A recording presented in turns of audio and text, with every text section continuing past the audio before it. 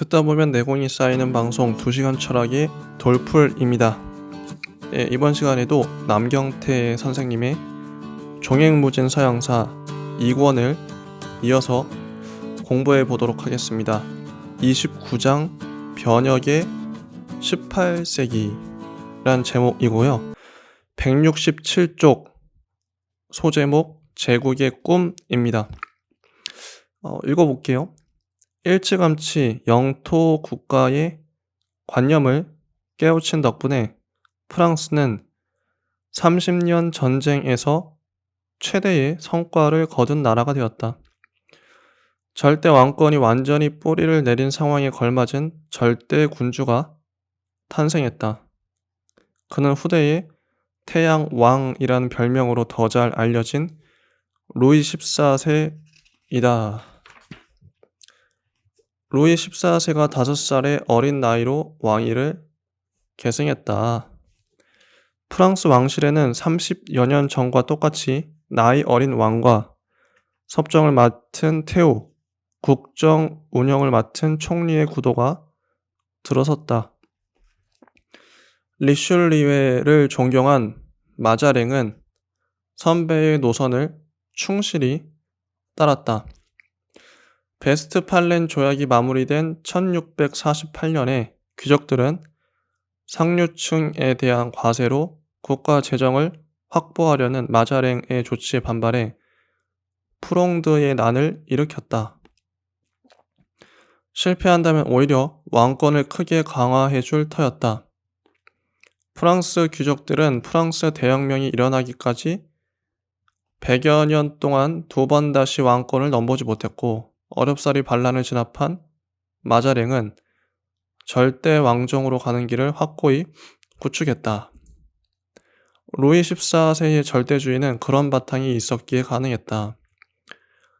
1661년에 마자랭이 죽자 23세 루이는 이제부터 총리 대신을 두지 않고 자신이 직접 나라를 다스리겠다고 선언했다.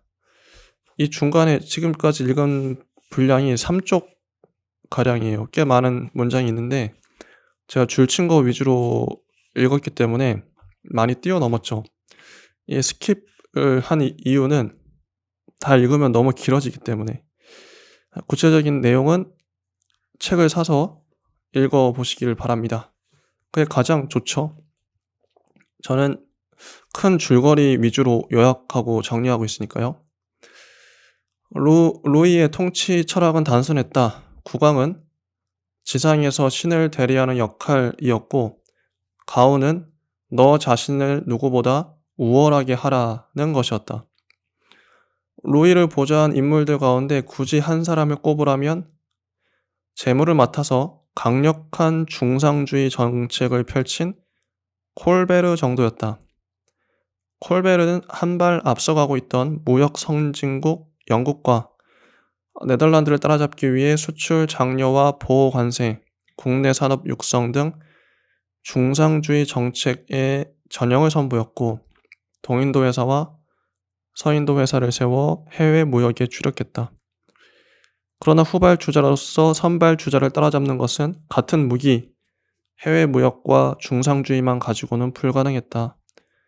더욱이 프랑스는 전통적 농업 국가인 탓에 해상에서는 영국과 네덜란드를 당해낼 수 없었다.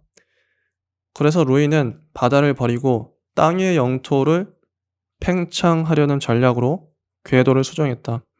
바야흐로 대륙제국을 꿈꾸기 시작한 것이다. 말이 좋아 팽창이지 실은 전쟁이다. 나는 전쟁을 좋아한다 라고 직접 밝혔을 만큼 루이의 야망은 노골적이었다. 1685년 그는 할아버지 앙리 4세의 업적인 낭트 칙령을 폐지하고 가톨릭으로 회귀했다. 프랑스의 신교도들은 100년 만에 다시 종교의 자유를 찾아 다른 나라로 망명해야 했다.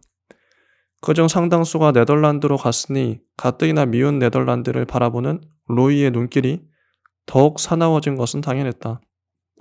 게다가 1688년 네덜란드 총독 빌렘이 영국의 윌리엄 3세로 즉위했다. 그것으로 목표는 정해졌다. 로이는 프랑스로 망명한 영국의 제임스 2세를 복위시킨다는 구실로 네덜란드를 침략했다. 그에 대한 반응은 놀라웠다. 네덜란드와 영국은 물론 프로이센과 작센을 비롯한 독일의 영방 국가들, 합스부르크의 에스파냐 등 서유럽의 거의 모든 국가가 프랑스의 반대에 동맹을 결성하고 나섰다.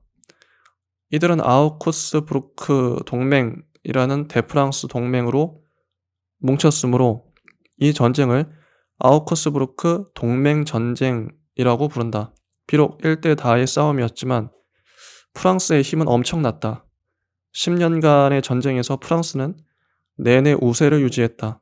하지만 단 하나의 아킬레스건인 해군력이 약한 탓으로 해상에서는 영국에 패하고 말았다.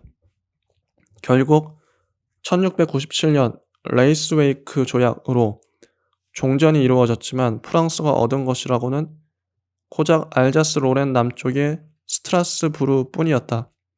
그러나 이것은 종전이 아니라 휴전일 뿐이었으며 곧이어 다가올 18세기 전란의 시대를 알리는 예고편이었다. 자, 173쪽 소제목 추락하는 프랑스입니다.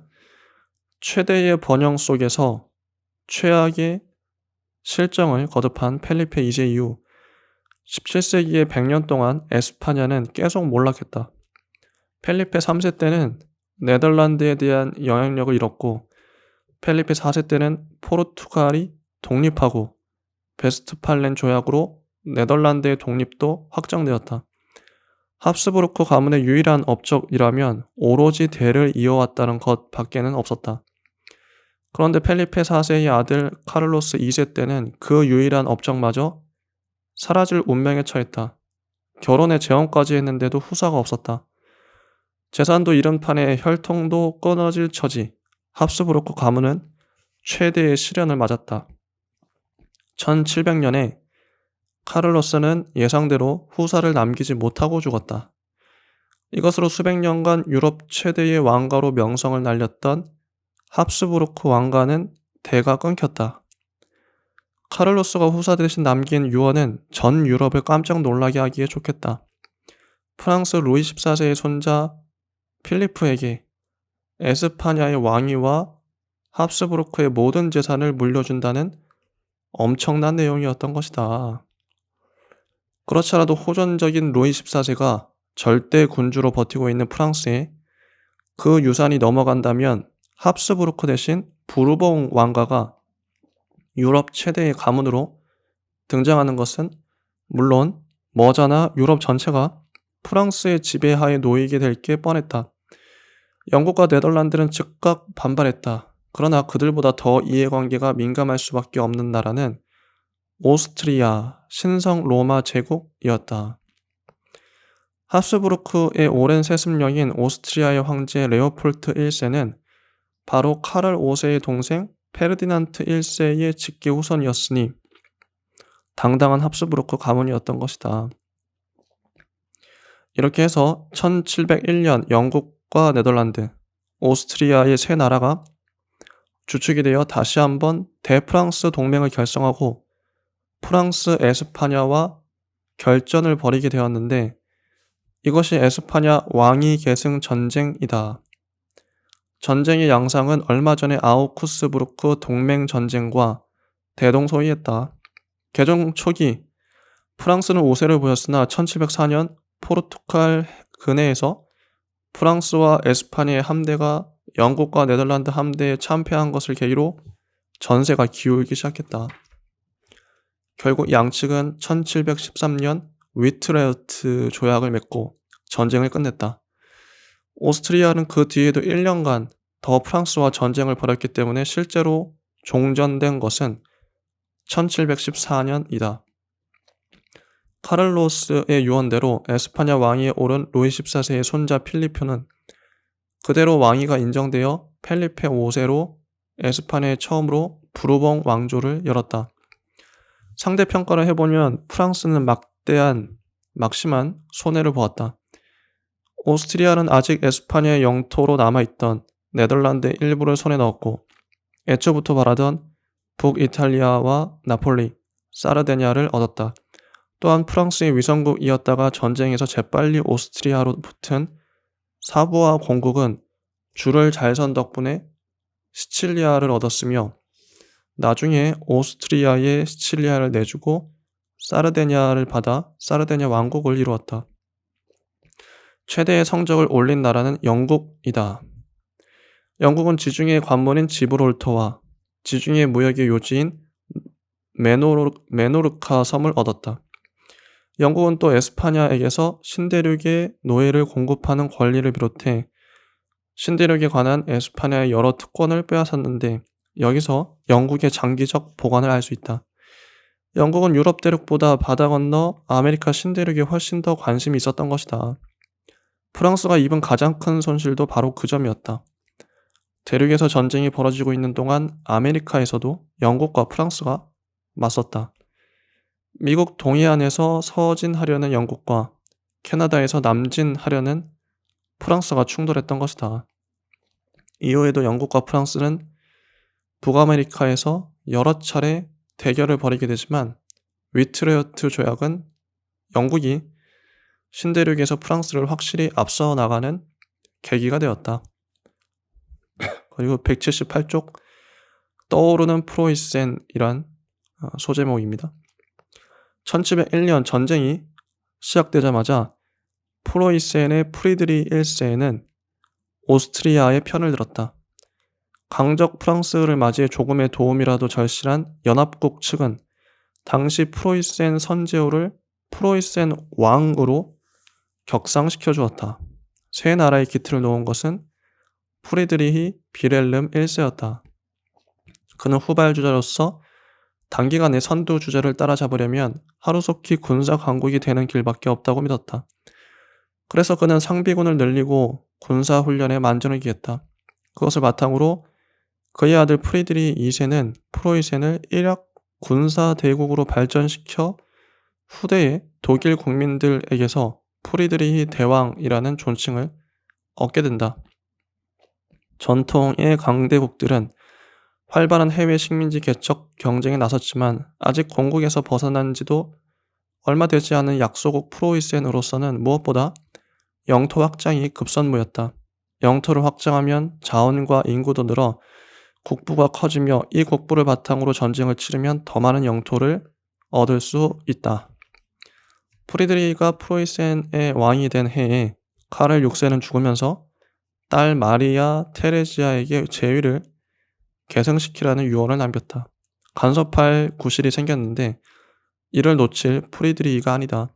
그는 대뜸 군대를 출동시켜 슐레지엔을 점령해버렸다. 그러자 해외 경략에 주력하고 있던 프랑스와 에스파냐가 아차 싶어 뒤늦게 개입을 선언하고 나섰다. 자연스럽게 프로이센과 동맹을 맺었다. 이미 프랑스가 개입하는 곳이라면 어디든 따라가서 반대한다는 것을 정책으로 삼고 있는 영국이 오스트리아의 편을 들고 나섰다. 그래서 다시금 국제전이 시작되었다. 하지만 전쟁이 시작되자 막상 도화선에 불을 붙인 프로이센은 초반에 슬며시 빠져버렸고 전쟁 후반은 주로 영국과 프랑스의 전쟁으로 전환되었다.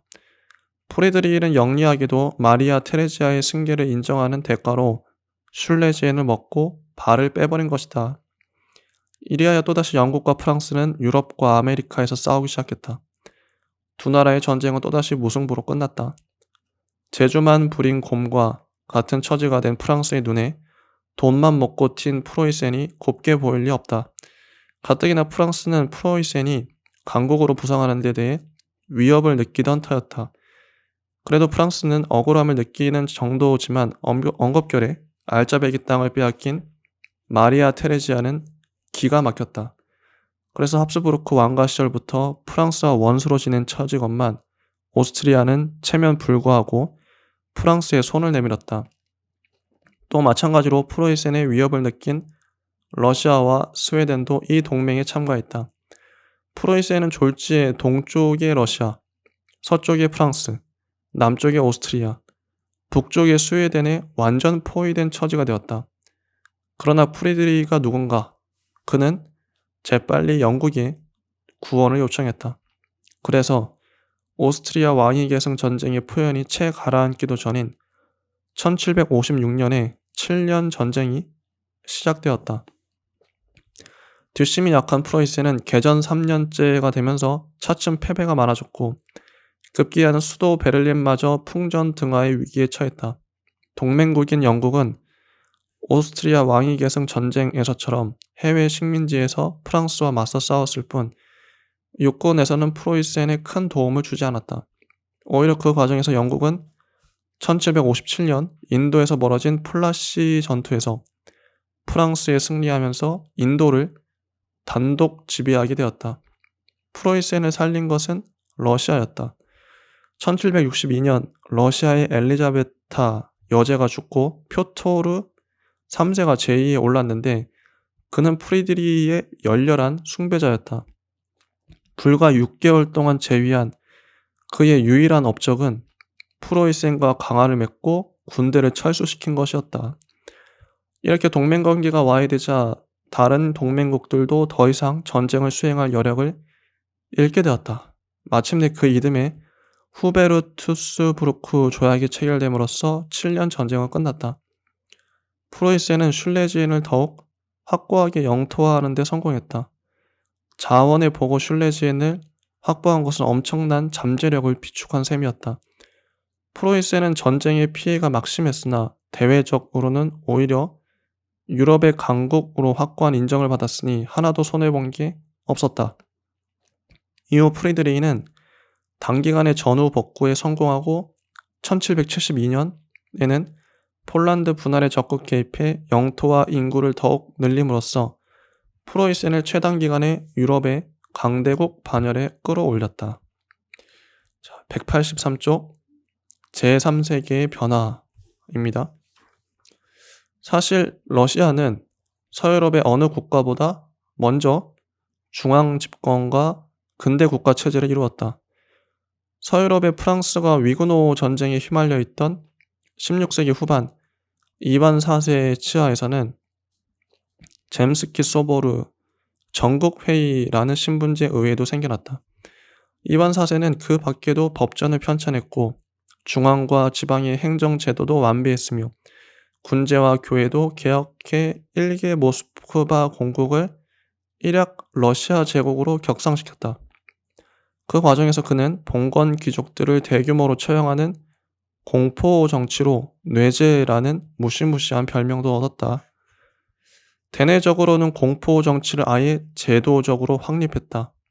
그는 봉건 귀족들의 반란을 예방하기 위해 비밀 경찰까지 조직하면서 왕권 강화와 중앙 집권에 힘썼다. 이 비밀 경찰과 더불어 러시아 특유의 전제 정치인 차리즘이 시작된다. 대외적으로는 팽창 정책을 펼쳤다. 이반은 당시까지 남아있던 옛 몽골 지배 지역들을 차례로 정복하고 멀리 시베리아까지 러시아의 세력권을 넓혔다. 하지만 서쪽으로는 발트해로 진출하려다가 스웨덴과 폴란드의 방어망을 뚫지 못해 실패했다. 이런 이반의 팽창 정책은 이후에도 계속 러시아의 대외 정책으로 자리잡아 동쪽에서는 꾸준히 팽창하고 서쪽에서는 계속 발트해 진출에 실패하는 경험을 되풀이하게 된다. 대내적인 전제 정치와 대외적인 팽창 정책 이외에 이반이 러시아에 남긴 마지막 선물은 로마노프 왕조였다. 강력한 전제 군주인 이반이 죽자 제위 계승을 둘러싸고 귀족들 간의 치열한 다툼이 벌어졌다. 한동안 혼란이 이어지다가 1613년 젬스키 소보르에서는 이반의 황후 아나스타샤의 가문 사람인 미하일 로마노프를 황제로 선출했는데 이것이 로마노프 왕조의 시작이다. 서유럽 세계에서 벌어진 7년 전쟁에 개입할 만큼 러시아를 발전시킨 인물은 표트르 1세다. 흔히 표트르 대제라고 불리는 그는 그 존칭에 걸맞게 키도 2m가 넘었으며 서유럽에 비해 크게 뒤처진 러시아를 근대화시키고 전통적인 팽창 정책을 충실히 계승한 뛰어난 군주였다. 동쪽으로는 시베리아를 넘어 1689년에 중국의 강국인 청제국과 네르친스크 조약을 맺어 국경을 확정했고, 서쪽으로는 1713년에 새 수도 페테르부르크를 건설해 유럽 무대에 진출하고자 하는 열망을 불태웠다. 서유럽의 역사에 동참하려면 먼저 스웨덴을 꺾어야 한다. 베스트팔렌 조약 이래 스웨덴은 발트해를 앞마당으로 삼고 있었던 것이다. 마침 스웨덴을 부담스럽게 여기는 나라는 러시아만이 아니라 덴마크와 폴란드도 있었다.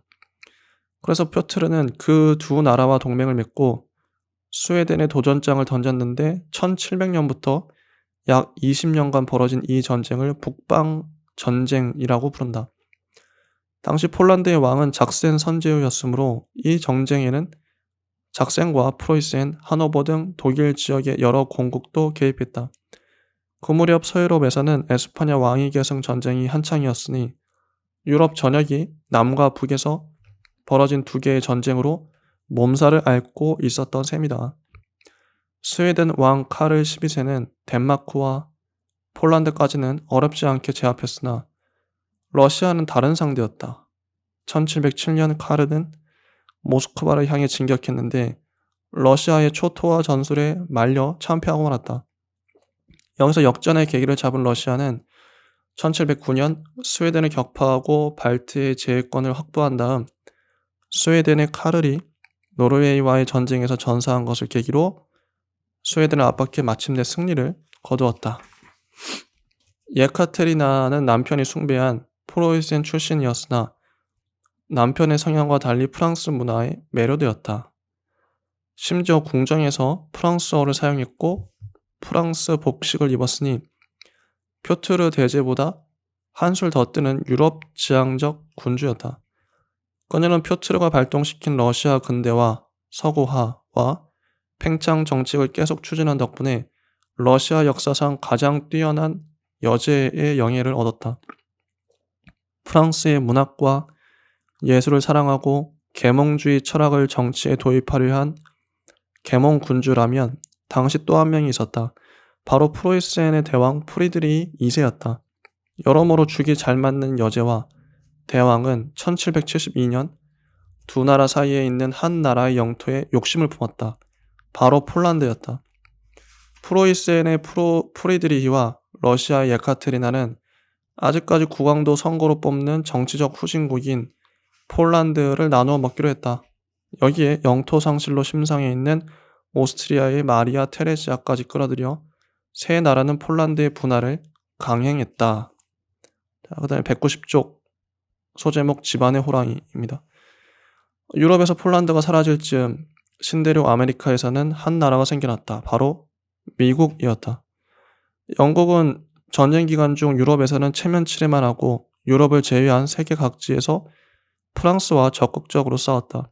그 성과가 바로 1757년 플라시 전투에서 프랑스를 누르고 동양 최대의 식민지인 인도를 완전히 손에 넣은 것이었고 신대륙에서 프랑스를 확실히 따돌리고 패권을 차지한 것이었다.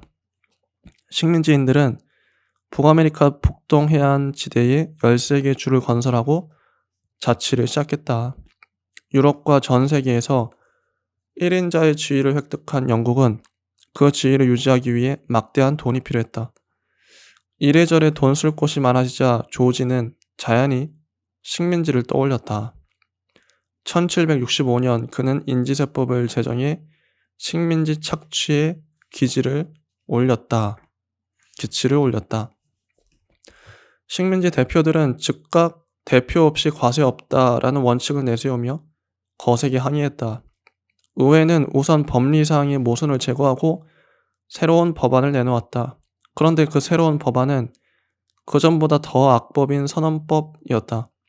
이것은 식민지에 관한 법을 제정하는 권리를 본국이 보유한다는 내용이었는데 식민지인들의 정치 참여를 애초부터 근절하려는 교활한 의도였다. 이렇게 법적 방비 장치를 해놓은 뒤 의회는 후속 법안을 제정했다. 그것이 1767년 타운센드 법으로 내용은 식민지 의회를 인정하지 않고 유리와 납, 페인트, 종이, 차에 대해 과세하는 것이었다. 이것도 식민지의 강한 반발을 사게 되자 1770년부터는 차에 대한 세금만 남기고 나머지를 없앴다.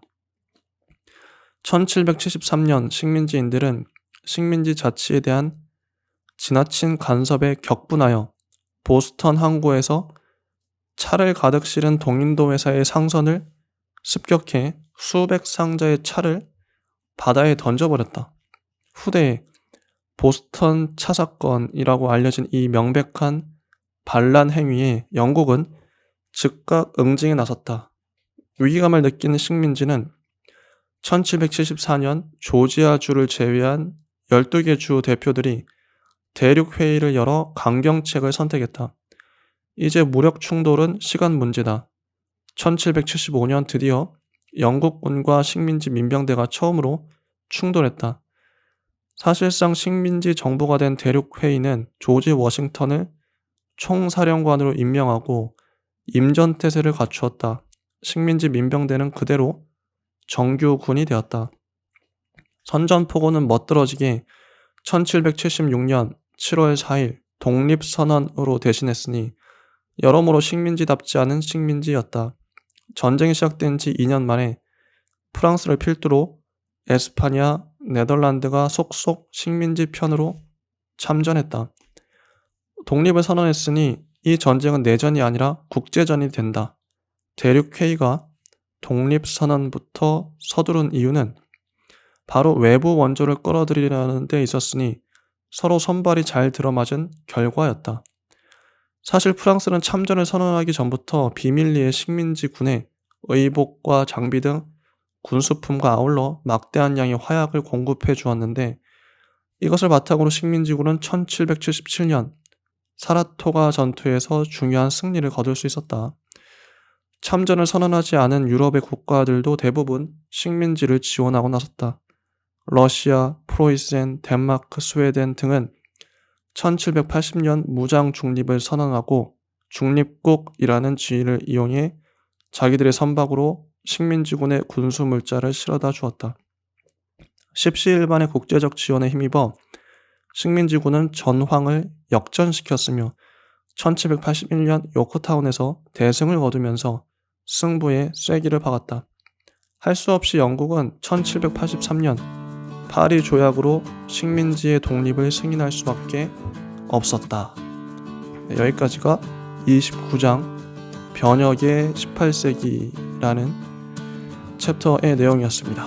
다음 시간에 또 이어서 공부해 보도록 하겠습니다. 감사합니다.